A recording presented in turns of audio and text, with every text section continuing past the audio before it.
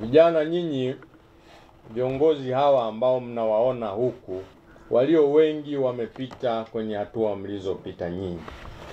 Lakini mimi binafsi nimewahi kuwa mkuu wa kambi hii siku za nyuma.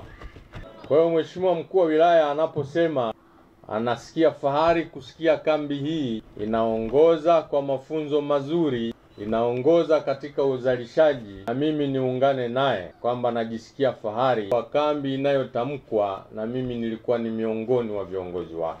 Sina mashaka haya yote yaliyozungumzwa ni mambo ya kweli na ni mambo yanayotokana na uongozi mzuri wa kambi hii kutoka ilipoasisiwa mpaka leo ambapo tunakuja kuungana nanyi katika kufunga mafunzo haya.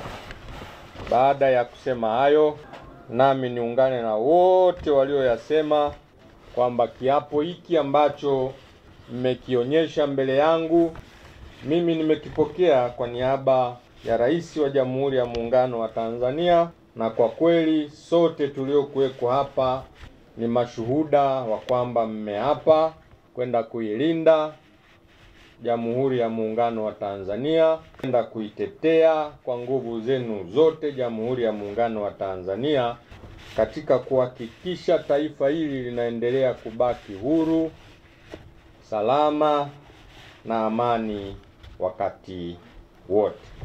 Nendeni mkaishi kiapo hicho. Lakini mwisho, vijana mnaohitimu mafunzo haya leo, niwatakie heri na baraka tele. Niwasihi tena mtakapokuwa vyuoni mkasome kwa bidii na kutambua kuwa taifa linawategemea, na kama nilivyosema mkumbuke kiapo chenu siku zote.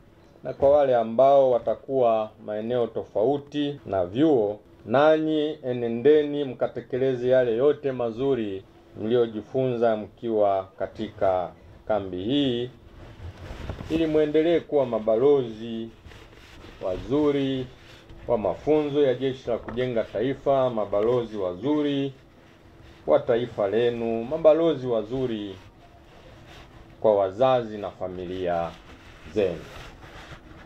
Baada ya kusema hayo, naomba sasa kwa heshima na unyenyekevu mkubwa nitamke rasmi kuwa mafunzo ya awali ya kijeshi kwa vijana wa mujibu wa sheria Operesheni Nishati Safi hapa 842 kikosi cha jeshi yamefungwa rasmi leo tarehe 24 Septemba 2025.